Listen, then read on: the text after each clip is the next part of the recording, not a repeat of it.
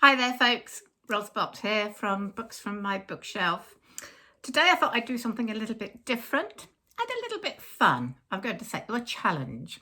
The idea for this came from a list that the BBC made. It's about 10 years ago, but it's still, I'll put a link on the description for you so you can have a look.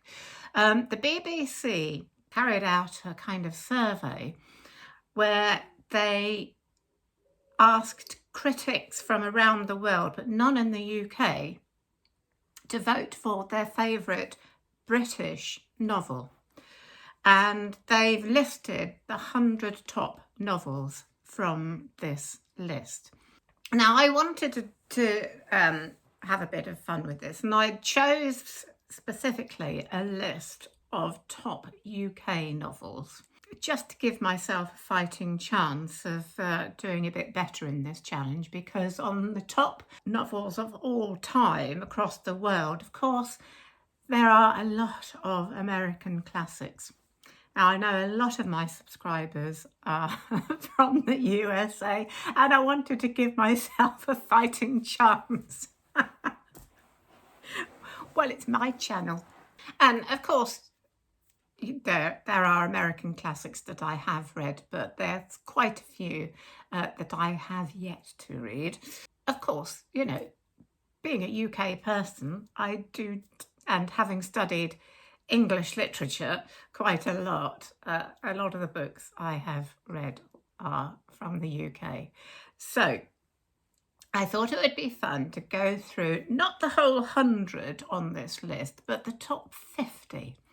And I kind of had a look through this, and I thought it would be fun to go through the top 50 with you and see how well I do on how many of these I have read.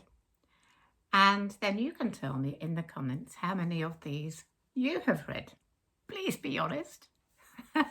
And we'll see who comes out top. I have a feeling that some of you are going to do a hell of a lot better than I have done on this list. Now, there are lots of lists done about top novels, and of course it's all very subjective, so this is just a bit of fun. It's an interesting list. There's a lot you'd expect on this list, of course, but there's also quite a few that I have not even heard of before.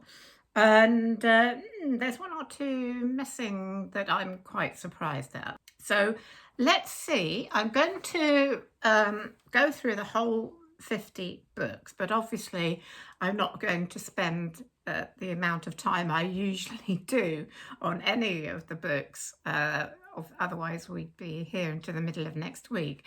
I will show you the books that I have and maybe talk a little bit briefly about the books that I have read. Get pen and paper at the ready and tick off the ones that you've read, and we'll see how we all do. So here we go with number 50. This is one that I have in my bookshelf, and it's E.M. Forster's A Passage to India. And this is quite an old copy, as you can see. Now, I have to admit something here. I have it in my bookshelf. I think it probably belonged to my father. I cannot actually remember whether I've read A Passage to India or not. So what I'm going to do is I'm going to put that into my TBR and make sure I do read it. But I've read other Forster books, such as Howard's End and A Room with a View, but I just cannot remember this one, so I'll have to leave that one off my list for now. But there you go, number 50, A Passage to India by E.M. Forster. And that was published in 1924, the year my mother was born, funnily enough. Right, we go on to number 49. That is Possession by A.S. Byatt, published in 1990. Now, this one I definitely have read, and I remember Absolutely loving the subject matter. It's very literary, very intellectual, right up my street, this book. I didn't get on so much with her book called Still Life, but Possession is definitely a brilliant book, deserves to be on this list. So let's go on to number 48. And this is Lucky Jim by Kingsley Amis, published in 1954. I have to admit, I have not read any Kingsley Amis, something I really need to address that. And it was actually Kingsley Amis's first novel, and it won the Somerset Maugham Award for fiction, and it's about a history lecturer. Definitely one I would like to put on my TBR list for sure. Now, at number 47, we have The Life and Opinions of Tristram, Shandy, Gentleman, to give it its full title, by Laurence Sterne, published in 1759. This is another of those books, obviously mainly just known as Tristram Shandy, that I've just never got round to reading. It's fictional, but it's written as a kind of biography of Tristram Shandy, and it was originally published in 9 volumes. At number 46, we have Midnight's Children by Salman Rushdie, published in 1981. Another book that has not come up on my radar, and well, I've heard of it, but I've not really read any Salman Rushdie. Basically set with the backdrop of India's transition from British rule to independence. There you are, there's a good girl. Come on, hello. Here's my little dog come to say hello. Hello, Tilly. Hi. So, shall we continue? Yeah? How many of these books have you read, Tilly? Now, at number 45, another one that I haven't read, but I would definitely like to, is The Little Stranger by Sarah Waters, published in 2009, which is described as a gothic novel. It's a ghost story and set in a Warwickshire mansion. So, being a resident of Warwickshire, then definitely one I want to put on my list.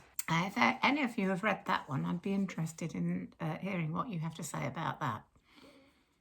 Now, here's one I have read. It's the next one. Number 44 on the list is... Sorry, Till. It's Wolf Hall by Hilary Mantel. An absolutely amazing book. She sadly left us too early. She had a very unique writing style. I think some people can find that quite difficult, but honestly, once you get into that book, once you get used to her way of writing, it's just such an amazing book. And of course, the full trilogy goes through the life of Henry VIII's right-hand man, Thomas Cromwell. Now, next on the list is number 43. This is a book that has definitely passed me by. I have not heard of it. And it's called The Swimming Pool Library by Alan Hollinghurst, and it was published in 1988. I'm really amazed that I have not come across this one. I'd be interested to know what your thoughts are on it if you've read it. It's won 2 awards, the Somerset Maugham Award and the E.M. Forster Award. It's about a young gay man who finds himself re-evaluating his past and his family's history. It sounds really interesting. Definitely one I'd like to read. At number 42, we have one that I have read, but I haven't got a copy of, and it's Brighton Rock by Greene. And it was published in 1938. Greene's one of those writers who's had a lot of great critical acclaim. I've read a couple of his books. They are quite gritty, I find them a little bit difficult. Brighton Rock, it's described on Wikipedia as a murder thriller set in Brighton, of course, in the 1930s, and it involves street gangs. So I found it a little bit too violent, I think, for me, if I remember rightly. But of course, that's just my taste. And of course, Graham Greene was an absolutely brilliant writer. But there you are. Sometimes our tastes don't always match what is critically well judged. But I'd be interested to know what you think. Now, next is the first Charles Dickens on the list. At number 41, it's Dombey and Son. And this was published in 1848. Obviously, there's a few Dickens, and I've read all of Dickens' works, so yes, so I can definitely tick this one. I really like Dombey and Son. And it's one of Dickens' novels where he really champions women. The title, in a way, is kind of sarcastic because it's about a man who is so obsessed with his business, his firm. And of course, as was usual in that time, he wants his son to take over the business, but he overlooks his daughter, who not only overlooks her in business terms, but also does not return the love she has for her father. So it's kind of heartbreaking in a way, but it's an excellent work. And it's not one of the best known Dickens, but I really enjoyed it. And next on the list is a children's novel, and it's Alice's Adventures in Wonderland by Lewis Carroll, published in 1865. I sadly do not have a copy of Alice in Wonderland. I know I did when I was a child, and I think I read it several times, so I can definitely tick this one. Not all of my childhood books survived. I kept quite a few of them, but for some reason I no longer have Alice in Wonderland. So what can we say about that? A wonderful children's fantasy and the very weird and wonderful things that happen in Wonderland. It's one of those children's classics that everyone has at least heard of, and I think the vast majority of people will have read it at some point. We're on to number 39, and this is another one that I have not heard of, and it's called The Sense of an Ending. It's by Julian Barnes, and it was published in 2011, so it's a fairly recent one. And it's about a retired man who's reflecting on the paths he and his friends have taken through his life. So that's quite an interesting one. Definitely would like to have a look at that. The next one, number 38, another one I don't know anything about, or until I've just read up about it just now. It's called The Passion, and it's by Jeanette Winterson. And it's published in 1987. Now, it's the historical novel set during the Napoleonic Wars, but it's on Wikipedia. It says it's sort of a metafiction. It's not really terribly realistic, and it's about a Frenchman who joins Napoleon's army and becomes his personal chef, and explores themes of gender and sexuality.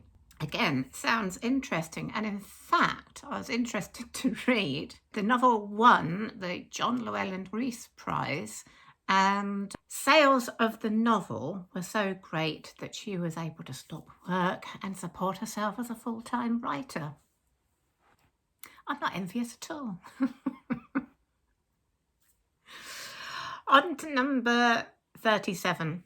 This is Decline and Fall by Evelyn Waugh, published in 1928. I'm sad to say I haven't yet read any Evelyn Waugh books, and I don't really know why.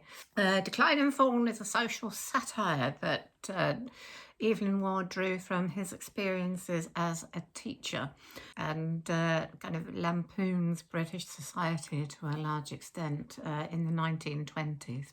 Yeah, I definitely must put Evelyn Waugh on my list of authors to read. Next, we have another one that I don't know. It's at number 36. This is called A Dance to the Music of Time, and it's by Anthony Powell.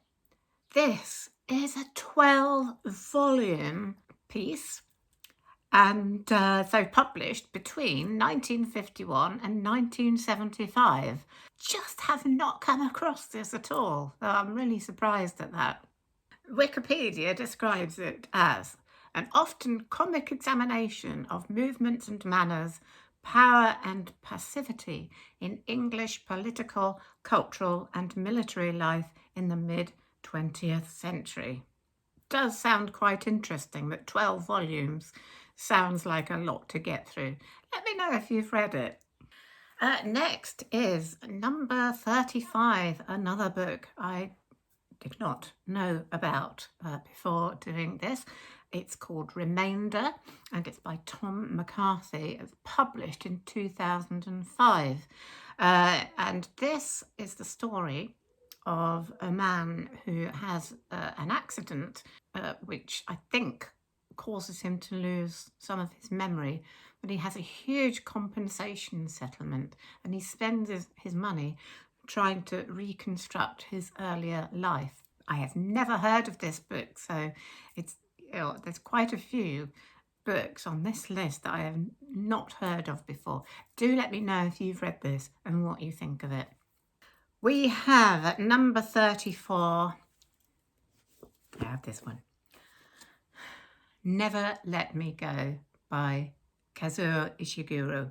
Now, this is a brilliant book, and it was published in 2005. Okay. It's very difficult to describe what happens in this book. It's such an unusual premise, and it's heartbreaking. It's a kind of dystopian novel, really, and you don't really know what exactly is going on until right at the end. But there's a group of students, and there's something very odd about their lives.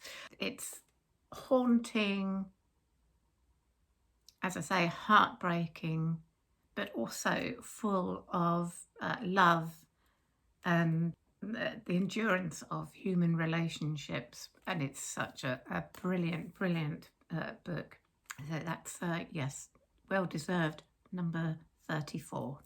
Now the next one, number 33, it's another children's classic, a beautiful book called The Wind in the Willows by Kenneth Grahame, and was published in 1908. Now, sadly, I know somewhere I have a beautiful copy of Wind in the Willows, illustrated by the wonderful Arthur Rackham, and I keep searching for it and I just cannot find it. I do hope I haven't lost it somewhere along the way in a house move or something, but I really do want to find that copy. But unfortunately, for the moment, it has gone missing. But I do love Wind in the Willows. I think it was one of my favourite children's books. I've occasionally listened to it on audiobooks. Sometimes I like at night to listen to stories on YouTube because I find it helps me to sleep. And I listened to the narration of The Wind in the Willows fairly recently, and I was just some of the prose is just so beautiful. I think as a child, you kind of get more into the adventure and the plot, what happens. But I think as an adult, it's well worth reading The Wind in the Willows again, just to appreciate the beautiful writing and the sort of deeper, more spiritual content of some of the chapters. Now we're at number 32, and here is another E.M. Forster, and this time it's A Room with a View. Great book. This was also published in 1908, the same year as The Wind in the Willows, funnily enough. It's a lovely social comedy about the English abroad and the English at home, and the kind of coming of age of the main character, Lucy Honeychurch. It's just lovely, full of gentle humour and very, very English. At number 31 is another Graham Greene novel, which I haven't read, and it's The End of the Affair, published in 1951. And this one was set in London during the Second World War and beyond, and looks at the relationships between three central characters during this time. Sounds a little bit more up my street than the other Graham Greenes I've read, perhaps. At number 30, we have Moll Flanders by Daniel Defoe, published in 1722. I have read Moll Flanders. I don't seem to have a copy, so I must have borrowed it at some point. But Moll Flanders is it's about the exploits of a young woman who was born in Newgate Prison. It's all about her life, trying to survive, and all the exploits and relationships that she gets into. And it does have something to say about the position of women at the time and what perhaps they needed sometimes to do just to survive or to have some kind of equality. The next one is at number 29, is a novel again that I'd not known very much about before I looked it up. It's called Brick Lane, and it's by Monica Ali, published in 2003. And it's about a young Bangladeshi woman who is an immigrant to the UK and is trying to work out how to live in this completely new world she has come into, and all the sort of strangeness of that world. And it does sound very interesting.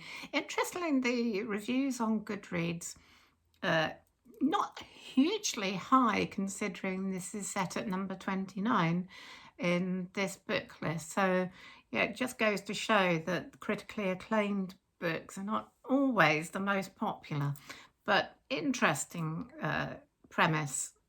So do let me know if you've read that one. Now next, at number 28, we have a Charlotte Bronte book, and this one is Villette, which I read many years ago, and I read it again a few years ago too. And it's a very kind of wistful book. It's about a woman called Lucy Snow, published in 1853. It's about a young woman called Lucy Snow who becomes a teacher, and it's basically about her relationship with her employer. It's a theme of unrequited love and frustration, and it's a very powerful and atmospheric book. So if you've only read one Charlotte Bronte, then do have a look at this one too. Next, we have at number 27, Robinson Crusoe by Daniel Defoe. Again, this one published in 1719. Actually, this is the earliest one on the list. And I think most of us know the story of Robinson Crusoe, the man who is shipwrecked on a deserted island and has to find ways to survive. But it does explore interesting themes of religion, moral purpose, etc.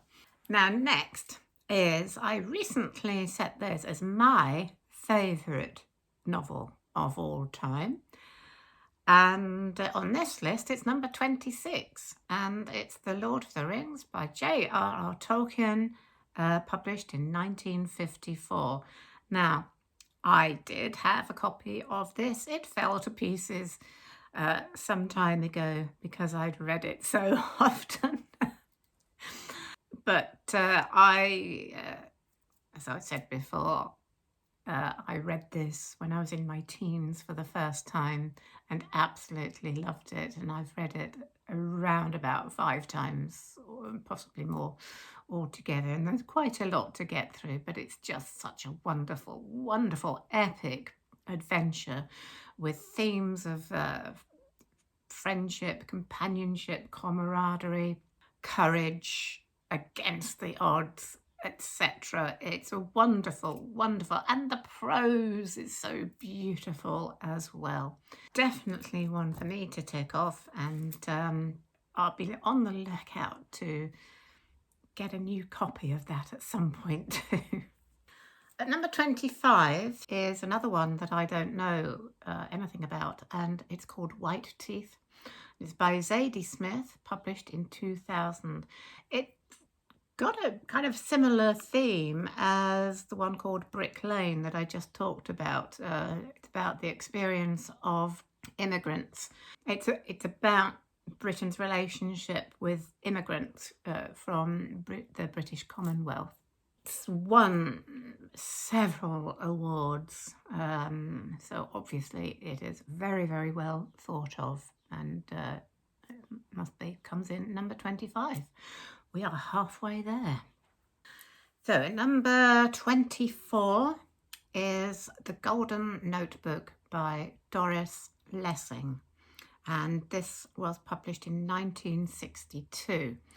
Now, I think this is probably Doris Lessing's most well-known work, though it's one I haven't read.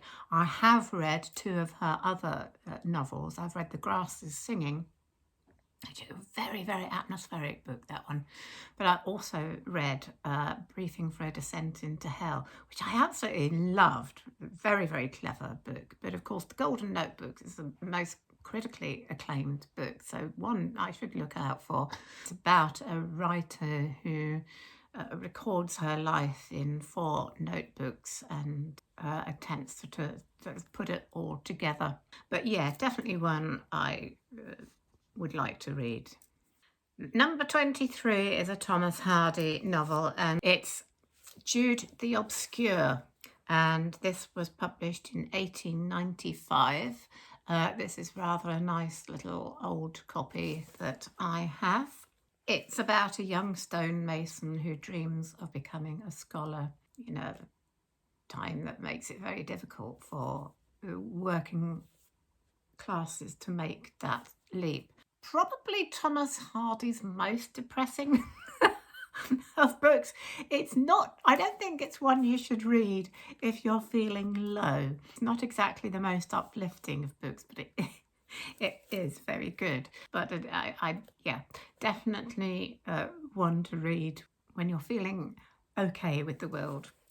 Number 22 is one I read when I was doing my Open University degree, and I really loved it. And it's The History of Tom Jones, a Foundling by Henry Fielding, published in 1749. This is a great, I kind of call it a romp through the English countryside. It's about a young foundling boy who is left on the doorstep of a wealthy couple, and it's basically about his life and how he makes his way in the world. That is it, but it's just a wonderful kind of description of life in the 18th century, and it's full of humour, but of course it has underlying social criticisms as well. So a great classic there, Tom Jones.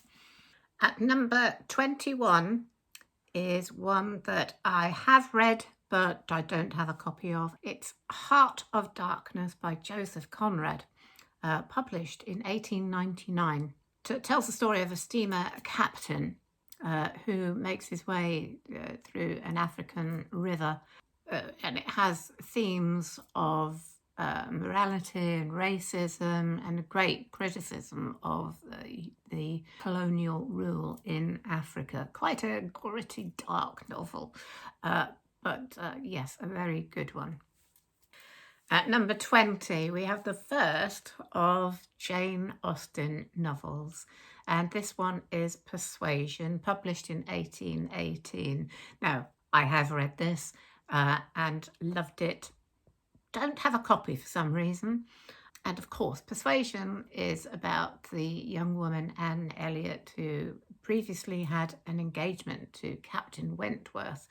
And their engagement was broken off due to family pressure. But now he has returned to Bath, where Anne is now living. And so will they be able to renew their relationship? Such a great novel. I love it. As I do all of Jane Austen's works. And at number 19 is another Jane Austen, and really one of my favourites. And this one is Emma. This is my lovely copy of Emma, published in 1815. This copy was bought for me by my Auntie Dorothy in 1972 when she was visiting us in Stratford. In that year when my father was at the Royal Shakespeare Company. I just remember that so well. I think it was my first introduction to Jane Austen. I think my Aunt Dorothy, who loved literature herself, she really wanted me to start reading Jane Austen. So this was something she bought while we were out shopping in Stratford. I remember that so well. And I absolutely love Emma. It's just about a woman of high social standing who likes to think that she is a bit of a matchmaker in the town where she lives. But of course, that all goes horribly wrong. But it's great. It's lovely. It's heartwarming. I love it. Number 18 is Remains of the Day, another book by Kazuo Ishiguro, and it was published in 1989. Now, I have to admit, I haven't read this one. I definitely would like to, but I have seen the beautiful film with Anthony Hopkins and Emma Thompson. And of course, this one is about a butler who is looking back on his life and who has been secretly in love with the housekeeper. It's such a lovely, beautiful story, and I would definitely like to read the book. At number 17 is another E.M. Forster book, and of course it's Howard's End, published in 1910. This is a story revolving around three families around the turn of the century, and very much concentrates on the social values and social conventions of the time, and in particular looks at the story of two sisters and their relationships with the other families. And it's such a lovely story, and again this one was made into a film with Emma Thompson. Love that film. So again, love E.M. Forster, and this is obviously one of his best. Now, at number 16 is the first of some Virginia Woolf books on this list, and this one is The Waves, published in 1931. Now, I have to admit, with Virginia Woolf, I did try reading a Virginia Woolf book once. I can't remember which one it was, and I couldn't get through it. For some reason, I just found her writing a bit difficult for me. I don't know. I can't remember why. I sometimes find writing of that period a little bit dense, long-winded. I don't know. But I am prepared to try again. I attempted to read Virginia Woolf when I was quite young. Maybe I wasn't quite ready for her. I don't know. So maybe I should give Virginia Woolf a try at some point. The Waves consists of 6 soliloquies spoken by 6 different characters and explores concepts of individuality and community. Do let me know what you think of Virginia Woolf. I'd be very interested. At number 15, we have Atonement by Ian McEwan. And this was published in 2001. I read this, I think, quite soon after it came out, and it really is an extraordinary book covering the period before and during the Second World War, and it's very much along the theme of how things can be misinterpreted and how that has huge consequences. But there are some amazing passages of this book, particularly that set during the events at Dunkirk during the war. So there you go. Yes, Atonement definitely should be on this list. At number 14, we have Clarissa, The History of a Young Lady by Samuel Richardson. And this was published in 1748. It's definitely one I would like to read, and I believe it inspired quite a lot of writers of that century and beyond. It's one of the longest novels written, I believe, and it tells the story of Clarissa, who's trying to find her way in the world and to live a virtuous life, but is controlled very much by her family. So again, very much a criticism of society of that time and its morals and values, etc. So yes, I think that is definitely one I would like to have a go at. Let me know if you've read Clarissa and what you thought. At number 13 is one that I don't know about, and it's called The Good Soldier, and it's by Ford Madox Ford, and it was published in 1915. So I'm quite surprised that this one hasn't kind of come under my radar, really. I'd be interested to know if any of you have read this. It's set just before World War I, and it's about a seemingly perfect marriage. But obviously there's more going on beneath the surface than is first thought. So yeah, number 13 on the list, so it must be pretty good. Seems to be partly autobiographical too. It's very much drawn from Ford Madox Ford's own life. Now the next one, at number 12, I am ashamed to say that I have not read this. It's 1984 by George Orwell, and probably the reason I haven't read it is because I'm a bit of a wuss. It's a dystopian novel published, as I say, in 1949. He was writing in 1948, so he just transposed those two numbers, his kind of prophecy for what might happen in the future, and very much about what might happen in a totalitarian, authoritarian government with the repression of the people under that regime. Maybe he should have called it 2025. But yeah, I'm still not sure whether to read that. I've read other George Orwell. I think I would find it quite difficult. I know it's a really, really good book and one I really should read, but it's just one of those difficult ones that I think I would find tough to read. What do you think? At number 11, and of course, one of the best known, best loved Jane Austen books is Pride and Prejudice. And this was published in 1813. Of course, one of the best known, I suppose, love stories, the story of this family with 5 daughters, and the second daughter who meets the proud, wealthy Darcy, and they instantly dislike each other, but things change throughout the novel. But of course, it is Jane Austen's wonderful, wonderful take and commentary on the social values of the time, and the theme of this kind of the marriage market, basically, and how young ladies were pressurized to find a man of great wealth because, of course, a young lady at the time would not be able to survive on her own. So, yeah, love it. Pride and Prejudice, great novel, loved by many. At number 10, we're getting there.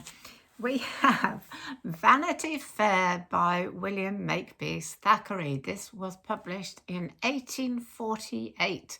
Again, set during the Napoleonic Wars, and it tells the story of Becky Sharp. One of the most memorable characters, I think, in English literature. Resourceful, but also ever so slightly amoral character, and her friend Amelia Sedley, who is much more virtuous perhaps, and about their relationships with the young men at the time, the young soldiers who are going to war, and that whole period of the Napoleonic Wars and all the various relationships. And it's a just wonderful reflection of the society of that period. I do recommend this book. It's great fun. At number 9, we have Frankenstein by Mary Shelley. I think this is the only horror novel on this list. Yes, absolutely, a great novel. A well-known story. I don't need to tell you what this is about, but it is very much, to a large extent, a commentary on the consequences of science experimentation going too far, but also it's a tragic story of this monster who has not asked to come into life, and of course he's completely denied any human love or companionship, and the consequences of that, of course, are also pretty dire. Just an amazing novel for a woman who was only 19 when she wrote this. So there you go. Yeah, Frankenstein is one of the best of the horror genre. At number 8, we have another Dickens, and this one is David Copperfield, published in 1850. And basically it tells the story of the whole life of David Copperfield. And it's written in the form of an autobiography as he comes of age, and all the loves and disappointments and difficulties he has in his life, and how he survives them and how he becomes mature from them. That's it. And it actually has some of the best of Dickens' characters in it, and Micawber, the awful Uriah Heep. It's also supposed to be one of Charles Dickens' most autobiographical works, drawing very much on his own experiences as well. So there you go. And I read this fairly recently because I'm making my way once again through all of Dickens' works, and I really enjoyed that too. And next we have another Bronte. This time it's Emily Bronte, and at number 7 we have Wuthering Heights by Emily Bronte, published in 1847. Of course, so many of us know this story. A doomed, tragic affair between Catherine and this very wild orphan, Heathcliff. All of the tragic events that follow. It's quite dark. It's it's not your normal romance by any means. I think it divides opinion, actually. I think people either love this book or just find it too difficult, too dark. But there, yeah, number 7 on the list, Wuthering Heights. At number 6, we have another Dickens, and it's Bleak House. And this is a rather old, tattered copy of mine, published in 1853.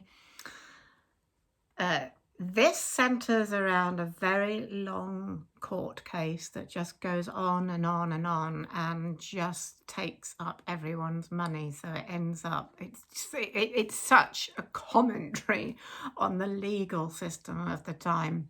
And the legal case is over a will which has been challenged, and it just goes backwards and forwards. And there are lots of different characters in this novel. And so, of course, as usual with Dickens, very much social commentary, but particularly of the long-winded legal system. At number 5, another Bronte book. Can you guess which one? Of course, it's Jane Eyre by Charlotte Bronte, published in 1847. Now, I read this when I was at school. It was actually the book I read for O-level. And I don't have a copy now, but the story, well-loved story of the orphan and her life as a child in an orphanage, and then her terrible foster family she goes to, and then getting employment as a governess, and then falling in love with her employer.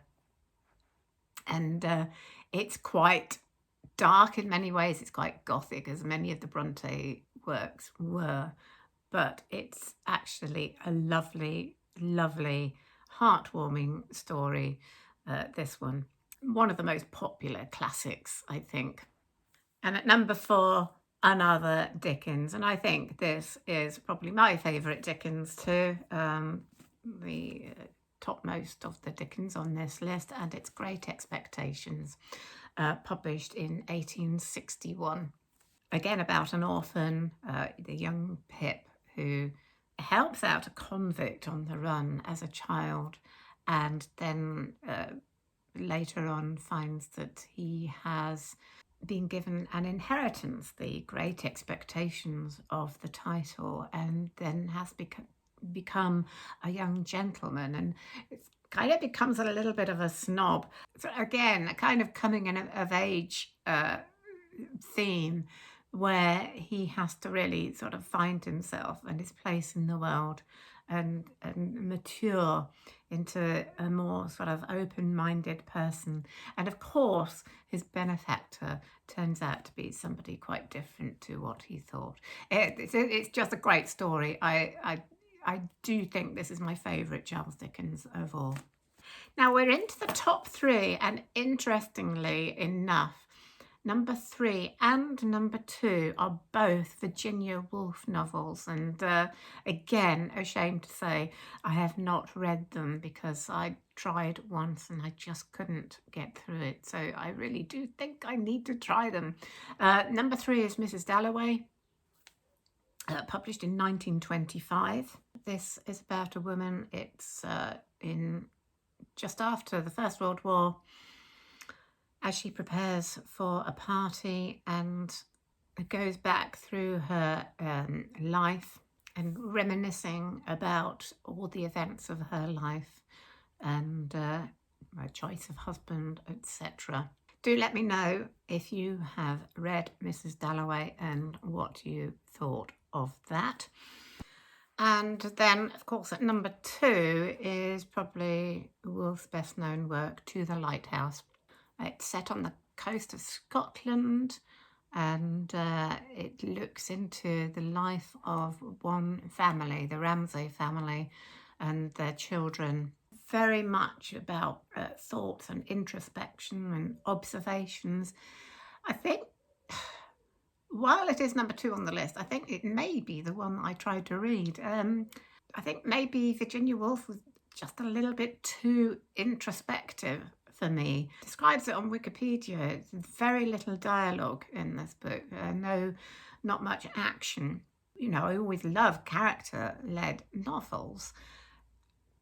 I find books without dialogue a little bit too dense, I think, and maybe that's the problem I had with it. But as I say, I definitely would like to just try again and see whether with the greater maturity of years, maybe I'll get on with it better. Who knows?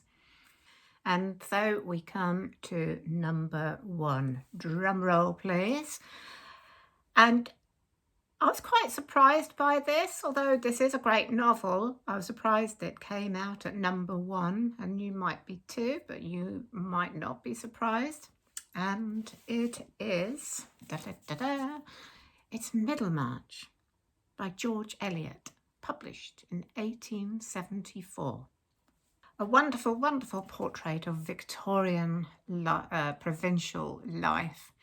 And of course, it looks at the lives of several women, and so it has quite a lot of social commentary on women's lives at the time, their marriages, relationships, the frustrations of women who want to find a way of using talent, their skills and talents in a world where often women were denied that kind of expression.